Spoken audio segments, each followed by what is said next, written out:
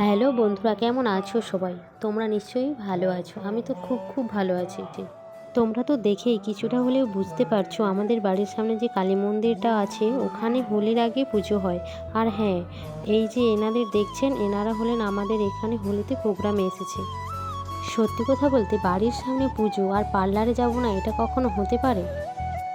Parlour থেকে বাড়ি ফেরার সময় দেখলাম রাস্তায় খুব সুন্দর একটা গেট রয়েছে। হ্যাঁ, এটাই হলো সেই কালী মায়ের মন্দির।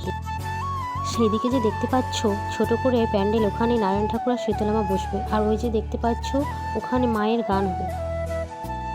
আর ওখানেই তো দেখতে পাচ্ছ সব ছোট ছোট বাচ্চা মেয়েরা নাচছে। কালী পুজোর দিন খুব সুন্দর করে ফুল দিয়ে মন্দির সাজানো হয়। প্রত্যেক বছরের মতো এই বছরও ঠিক একইভাবে সাজিয়েছে। এখানে অনেক রকমের ফুল আছে, তোমরা কমেন্ট করে ফুলগুলোর নাম বলতে থাকো।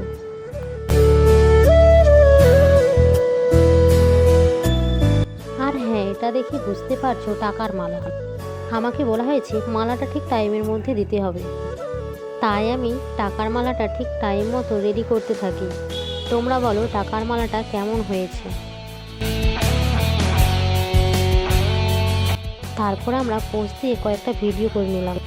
কালী পুজোর অঞ্জলি দিতে হবে, তাই ভোর ভোর স্নান করে চলে গেলাম মন্দিরে। মন্দিরে গিয়ে দেখি অঞ্জলি শুরু হয়ে গেছে। তারপর শেষমেশ আমরাও অঞ্জলিটা দিয়ে দিলাম।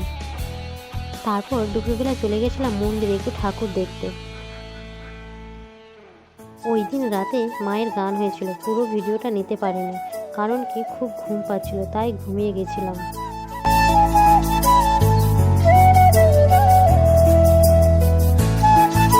আর এদিকে সকাল হতে না হতে রং খেলা শুরু করে দিলাম। আমাদের এখানে হোলির দিন 11টার সময় অনুষ্ঠান হয়েছিল।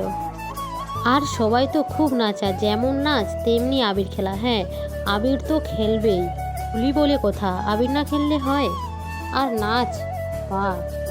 পুরো ভিডিওটা দেখে তোমাদের কেমন লাগলো কমেন্ট করে নিশ্চয়ই বলবে।